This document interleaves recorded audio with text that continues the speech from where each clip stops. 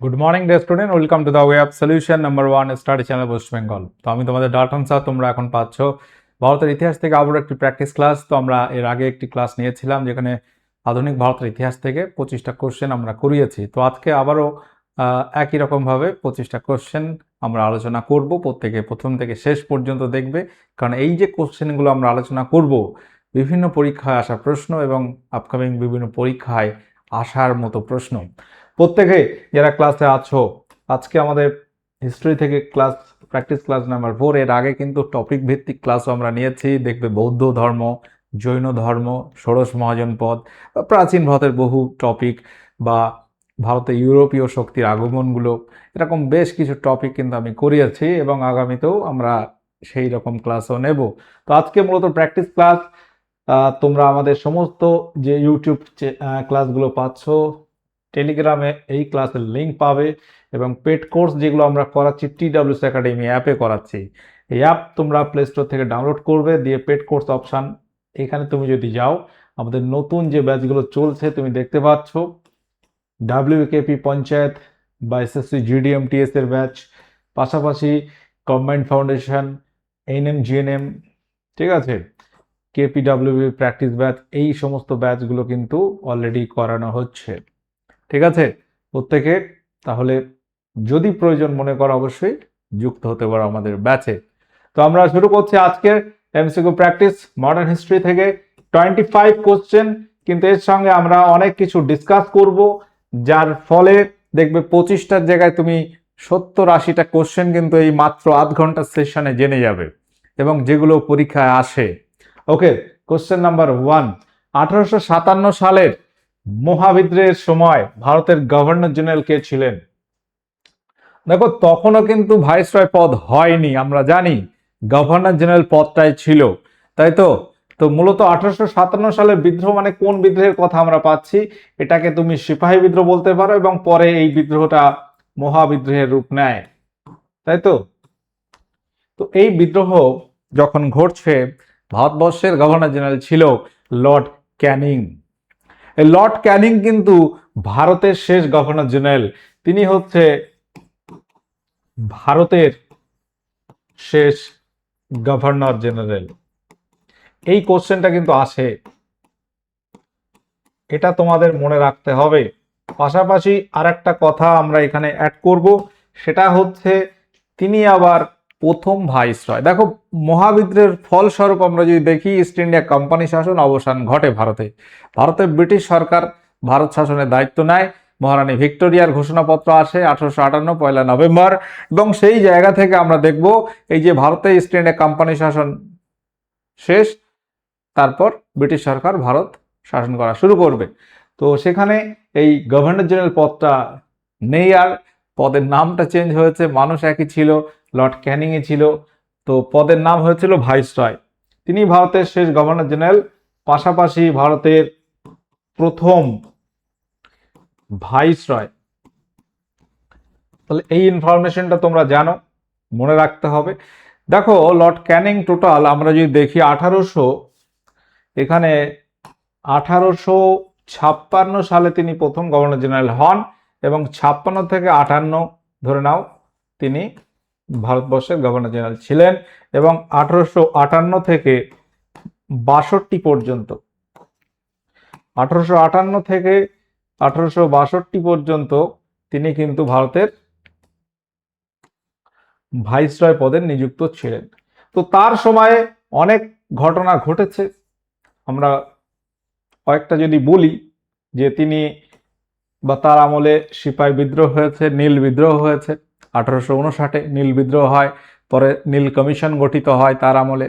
ওকে, 1857 সালে কলকাতা, বোম্বাই, মাদ্রাজ 3টে বিশ্ববিদ্যালয় গড়ে ওঠে উডের ডেসপ্যাচের ভিত্তিতে, আমরা জানি।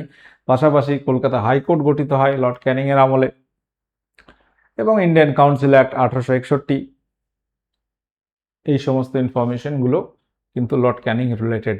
তার সময় বিধবা বিবাহ আইন প্রবর্তিত হয় 1856 সালেই ঈশ্বরচন্দ্র বিদ্যাসাগর উদ্যোগে। তাহলে এই একসঙ্গে কিন্তু আমরা 5-7টা ইনফরমেশন কোশ্চেনে দিয়ে রাখলাম। 6টা 7টা ইনফরমেশন আছে, একই সঙ্গে কোশ্চেন নাম্বার 2 তে আসবো, অগস্ট প্রস্তাব বা ভারত ছাড়ো আন্দোলনের প্রস্তাব কংগ্রেসের কোন অধিবেশনে গৃহীত হয়? অগস্ট প্রস্তাব যেটা বা ভারত ছাড়ো আন্দোলনের প্রস্তাব বা অগস্ট আন্দোলন আর কি, এটা অগস্ট প্রস্তাব হবে না, অগস্ট অপর একটা ছিল, এটা অগস্ট আন্দোলন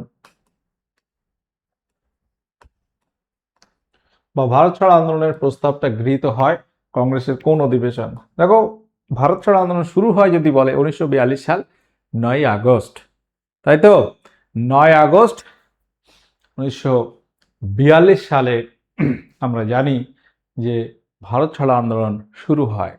এই ভারত ছাড়ো আন্দোলন ইংলিশে এটাকে কুইট ইন্ডিয়া মুভমেন্ট নামে আমরা জানি, এবং এটা বোম্বাই অধিবেশনে গৃহীত হয়।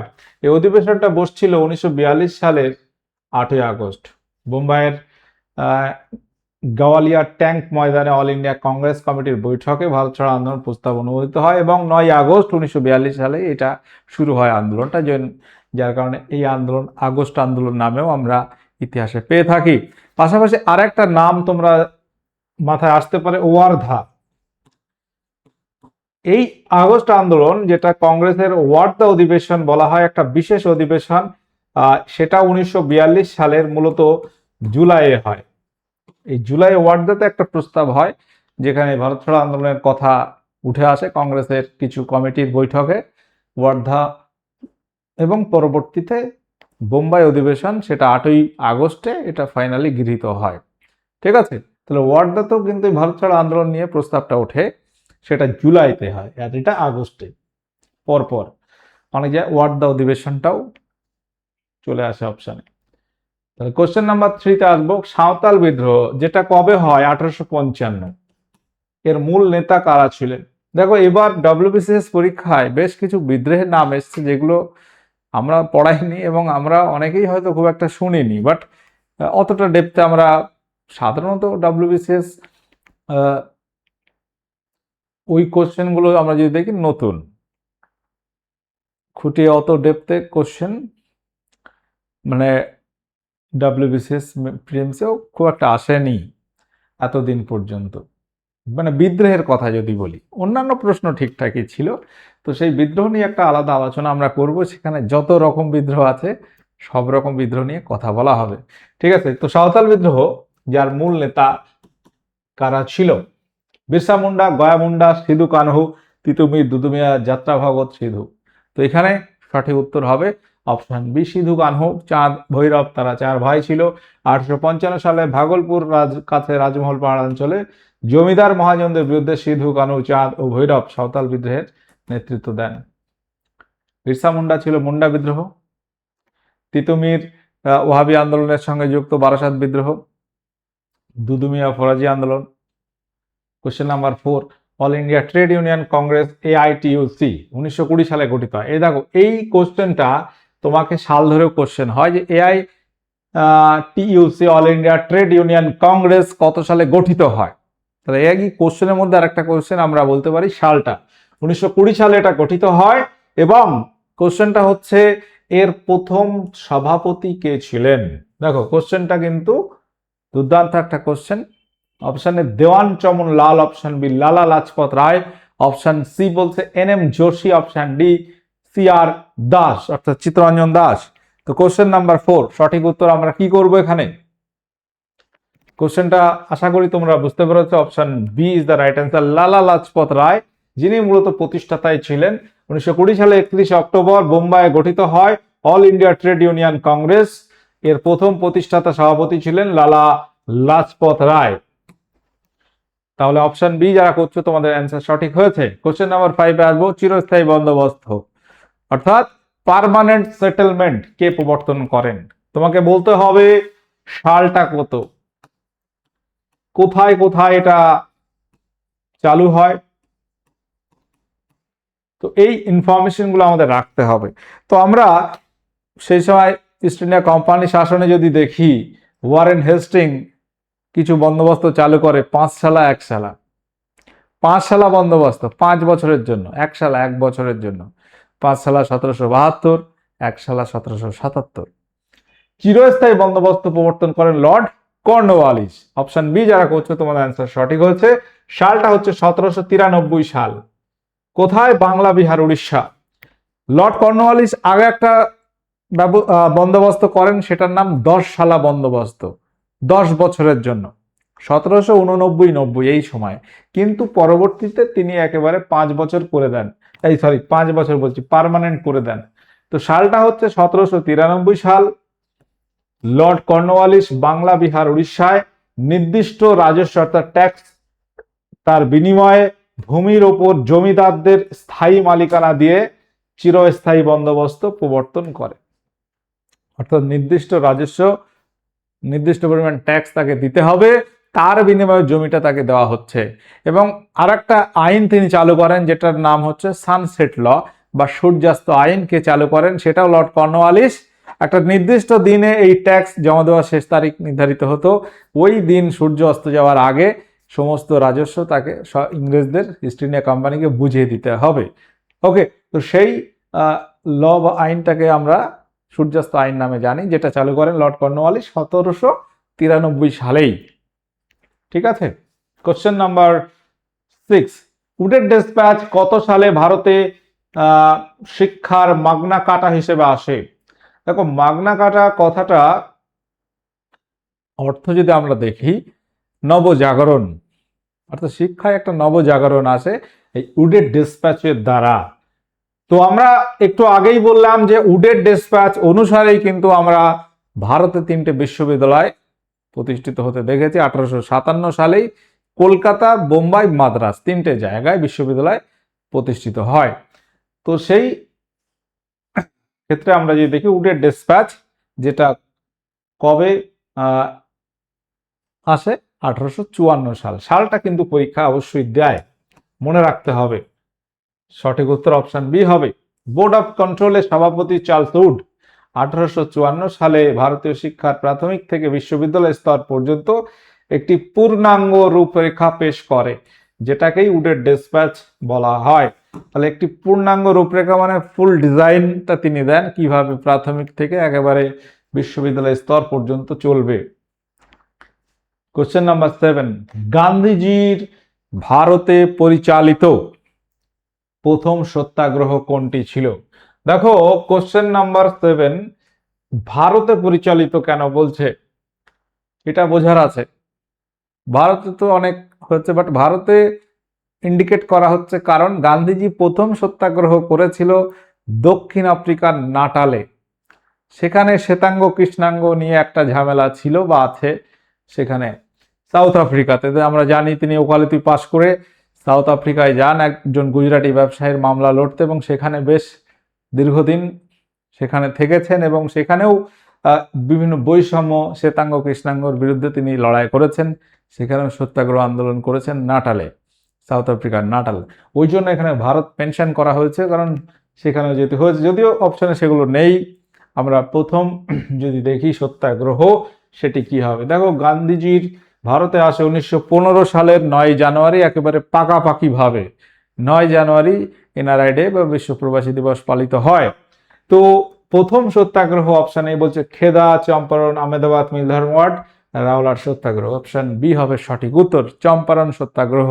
তো বিহারের চম্পারণে একটা প্রথা ছিল 3 কাঠিয়া প্রথা, মানে বিঘা প্রতি 3 কাঠা জমিতে নীল চাষ করতে ইংরেজরা বাধ্য করত। তার বিরুদ্ধে কিন্তু সেখানকার কৃষকরা আন্দোলন করতে থাকে এবং এই বিদ্রোহের নেতৃত্ব দিয়েছেন গান্ধীজি।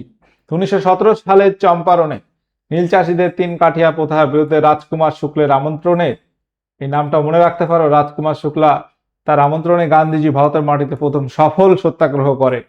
এই 3 কাঠিয়া প্রথা কিন্তু উঠে যায়, কারণ সেই সময় কৃত্রিম নীল চাষ, কৃত্রিম নীলের মার্কেটে যখন আসে, ভারতের নীলের ভ্যালু কমে যায়। নীল চাষটা এক রকমের মানে কি করাটা লস, মানে ক্ষতিকরের জায়গায় চলে আসে, অর্থাৎ নীল চাষ করাটা লাভজনক পর্যায়ে আর ছিল না, যার ফলে কৃষকরা এর বিরুদ্ধে বিদ্রোহ করতে থাকে।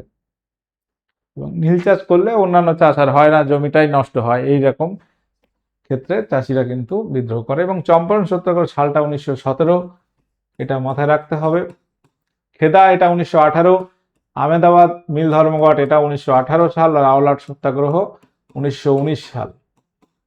এই সালগুলো আমরা একই সঙ্গে মনে রাখতে পারি। কোশ্চেন নাম্বার 8, ফরওয়ার্ড ব্লক এই দলটা সুভাষচন্দ্র বোস কত সালে গঠন করেন? তো আমরা গত ক্লাসেও বলছিলাম যে নেতাজি সুভাষচন্দ্র বোস হচ্ছে জাতীয় কংগ্রেসের প্রথম নির্বাচিত সভাপতি হয়েছিলেন ত্রিপুরী কংগ্রেস 1939 সালে।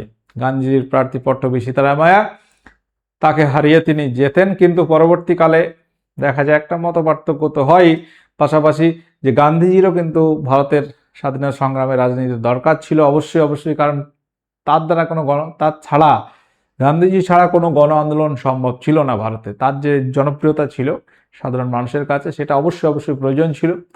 তো সেখানে সুভাষচন্দ্র বোস নিজে থেকেই সরে আসেন, এটা আমরা ইতিহাসে জানি। তো এই সরে এসে তিনি নিজস্ব একটা দল গঠন করেন, নামটা হচ্ছে ফরওয়ার্ড ব্লক। এটা কত সালে গঠিত হয়? সালটা একই সাল, 1939 সাল। যদি ডেট বলে 1939 সালের কত তারিখে?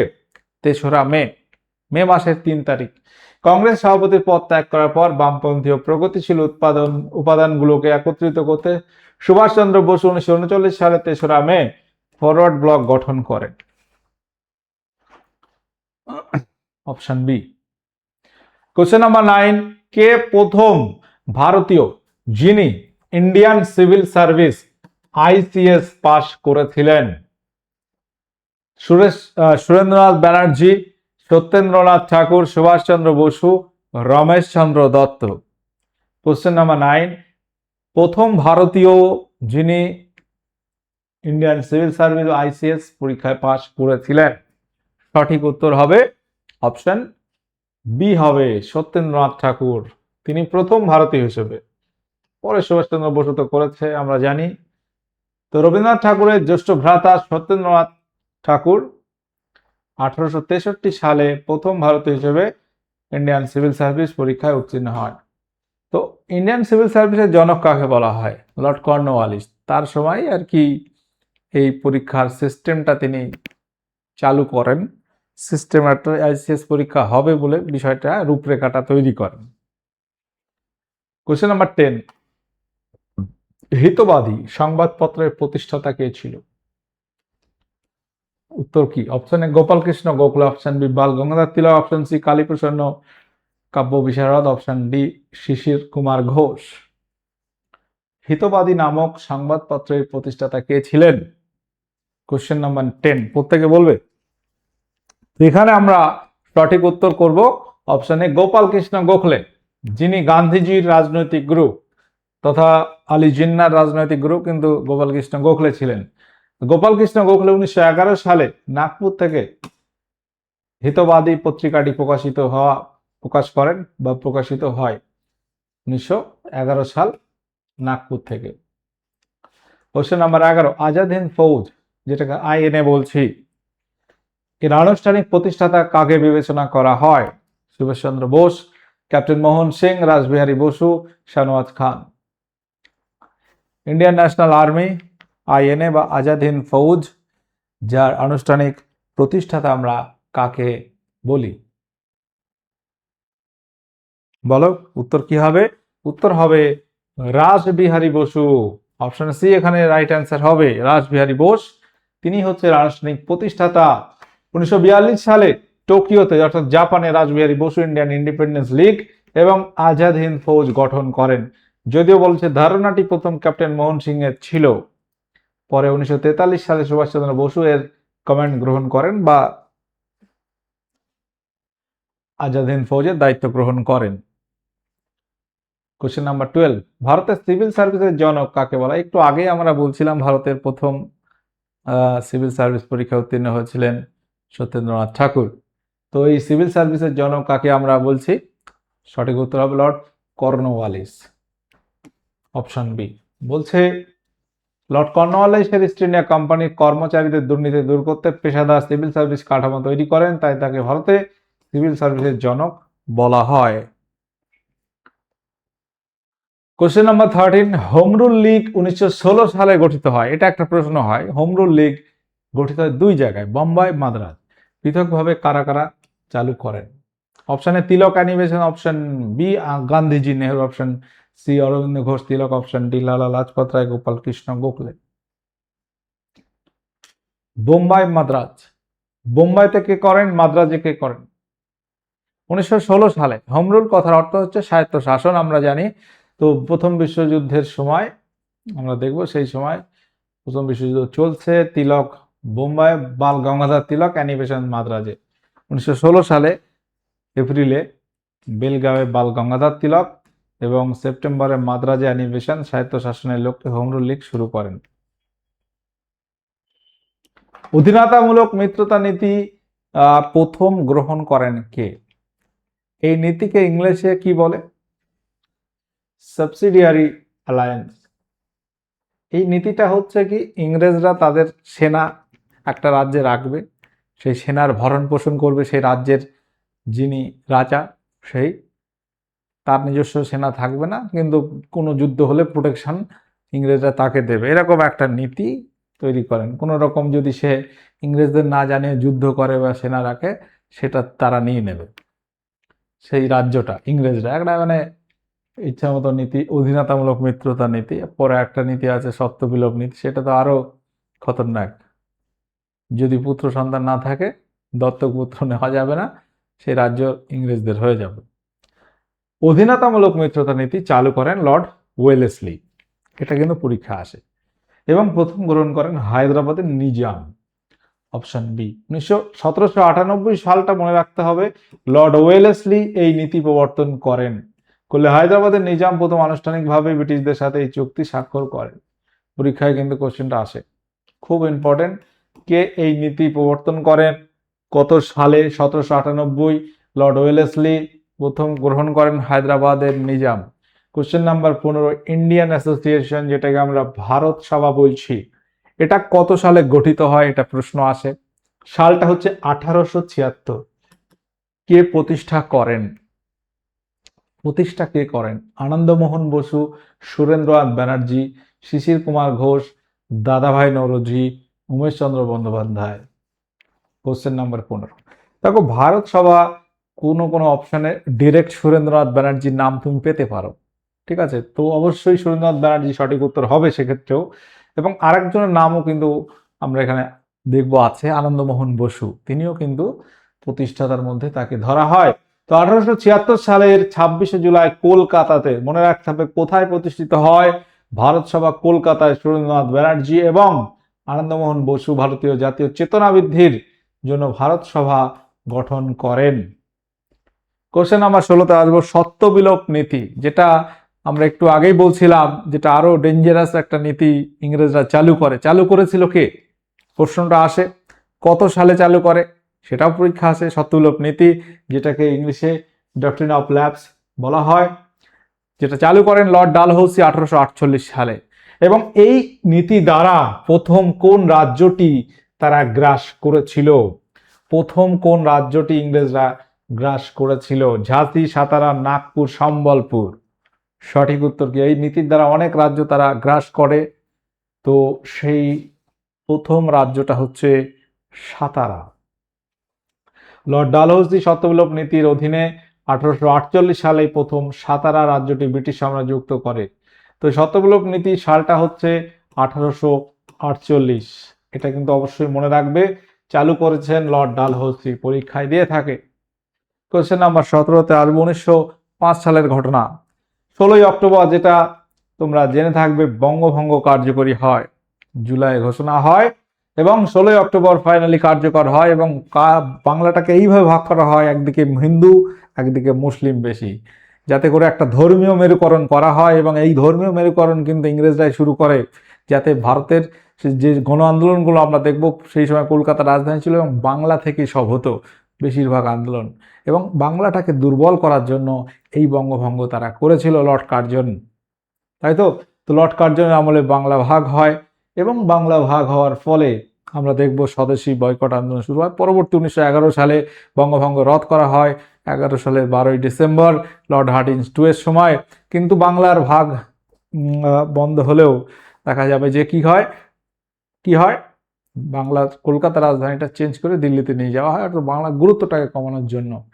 তো যাই হোক, তো 1905 সালে 16ই অক্টোবর যখন বঙ্গভঙ্গ কার্যকরী হয়, তো এই সময় এই দিন রবীন্দ্রনাথ ঠাকুর কোন উৎসব পালনের আহ্বান জানান?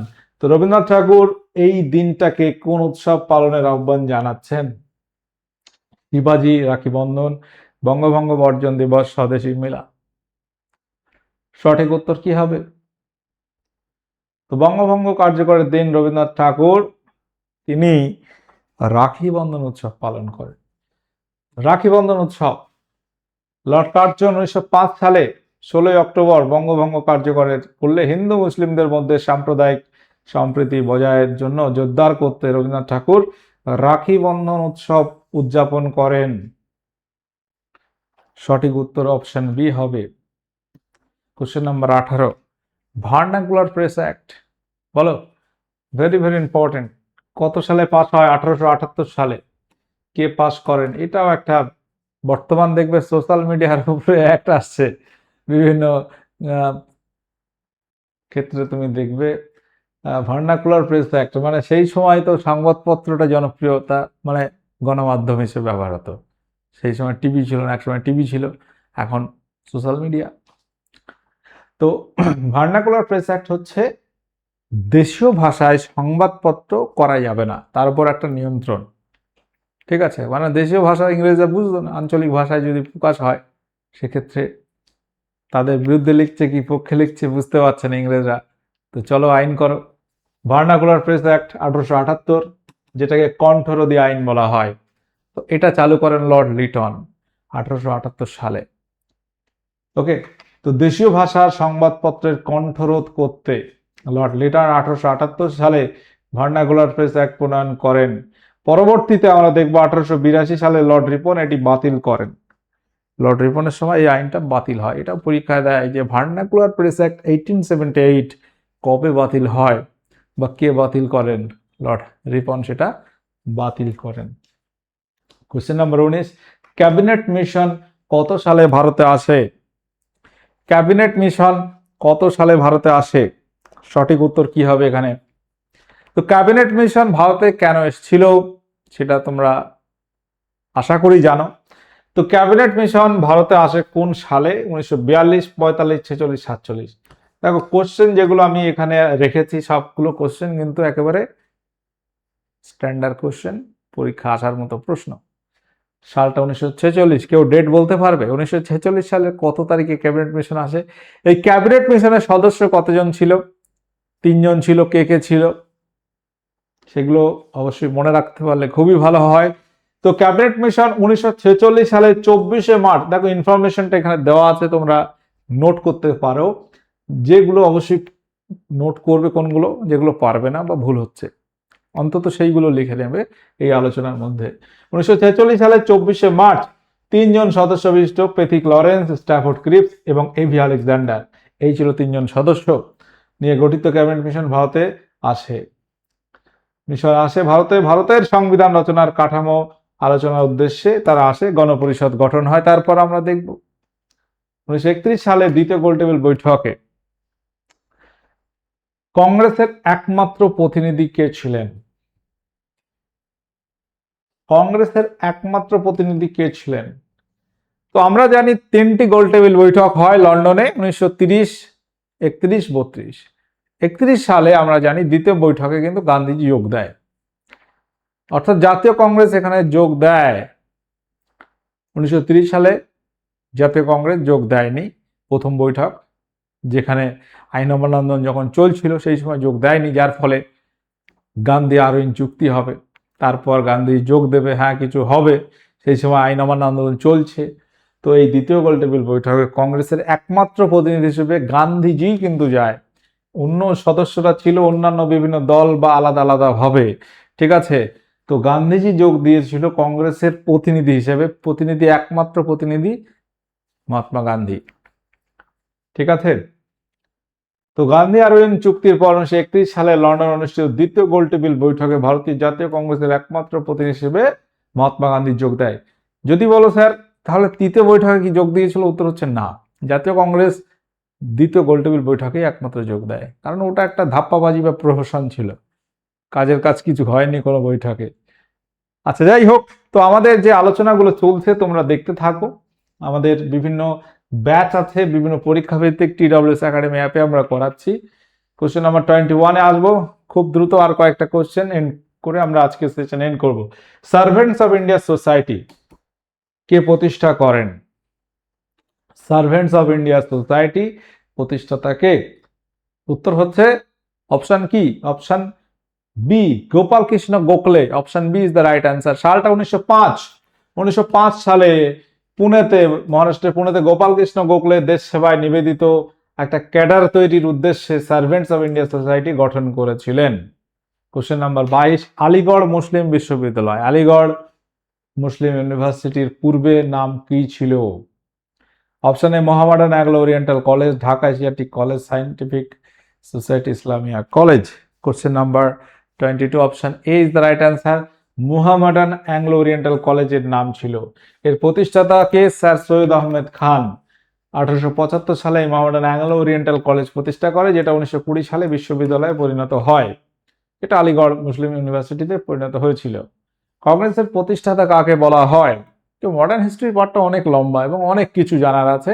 আমরা তো সবে দুটো প্র্যাকটিস ক্লাস করলাম, এরপরে আরো কি ক্লাস চাই তোমাদের অবশ্যই কমেন্ট করে জানাবে, তাহলে আমরা আরো এই ধরনের ক্লাস কিন্তু নিয়ে আসবো। কংগ্রেসের প্রতিষ্ঠাতা অ্যালান অক্টোভেন হিউম। 1885 আমরা জানি ভারতীয় জাতীয় কংগ্রেসের গঠনের মুখ্য ভূমিকা তিনি পালন করেন। তিনি ছিলেন একজন অবসরপ্রাপ্ত সিভিল সার্ভিস কর্মকর্তা। কোশ্চেন নাম্বার 24, জাতীয় কংগ্রেসের প্রথম ভারতীয় মহিলা সভাপতি কে ছিলেন? দেখো এই কোশ্চেনটা আমরা এর আগেও গত ক্লাসেও একটা এরকম প্রশ্নই করিয়েছিলাম যে তৃতীয় সভাপতি মহিলা নেলি সেনগুপ্তা ছিল, কিন্তু প্রথম ভারতীয় মহিলা বললে সরোজিনী নাইডু হবে, তাই তো? কোশ্চেন নাম্বার 25-এ আসবো, ইন্ডিয়ান সোসিওলজিস্ট পত্রিকা যেটা লন্ডন থেকে কে প্রকাশ করতেন? কোশ্চেনটা ছিল গতদিনের হোমওয়ার্ক। আজকের উত্তরটা আমরা করছি Shyamji Krishna Varma. Option A is the right answer. তাহলে জাতীয় কংগ্রেসের প্রথম মহিলা সভাপতি কে ছিলেন এটা তোমরা হোমওয়ার্ক করবে। আজকের সেশন এখানে এন্ড করলাম। অলরেডি উত্তরটা বলে দিয়েছি, আর বলার কিছু নেই। তোমরা হোমওয়ার্ক করবে, এটা অবশ্যই কমেন্ট করে জানাবে। সেশনটা এখানে এন্ড হচ্ছে। তো ইতিহাস থেকে পরপর দুটো ক্লাস আমরা নিলাম মডার্ন হিস্ট্রি থেকে। তো কোন টপিক তোমাদের প্রয়োজন আছে, কোনটা, যে কোনো সাবজেক্ট তুমি বলতে পারো, জিকে থেকে যে কোনো একটা সাবজেক্ট আমি তোমাদের কমেন্ট থেকে চুজ করব। সেটা ইতিহাস হতে পারে, সেটা জিওগ্রাফি হতে পারে, সেটা সায়েন্সের কোনো একটা টপিক হতে পারে, বা সেটা স্ট্যাটিক জিকে হতে পারে, ওকে, বা পলিটি বা ইকোনমি। যেহেতু আমরা জিকে পড়াচ্ছি, সবই কিন্তু পড়ছি এবং তোমাদেরও সব পড়তে হয়, এমন না যে কোনোটা বাদ দিলে চলবে না। তো প্রত্যেকে কমেন্টে টপিক লিখবে, স্যার এই টপিকটা আমি বুঝতে পারিনি, এটা একবার করান। সে ডিটেলস হোক, আমরা অবশ্যই আলোচনা করব। তো তোমাদের কমেন্ট দেখে কিন্তু আমি চুজ করব। নেক্সট উইকে তোমরা ক্লাসগুলো তাহলে পাবে, ঠিক আছে? বা মিক্সড জিকে ওভারঅল তো টপিক তোমরা লিখবে। এবার দেখো ওটা থেকে কয়েকটা টপিক আমরা নিলাম, তারপরের সপ্তাহে আবার সেই যেগুলো হলো না সেইগুলো থেকে করানো হবে। ঠিক আছে, ভালো থাকো, সুস্থ থাকো, দেখা হচ্ছে পরবর্তী সেশনে। ওকে, বাই।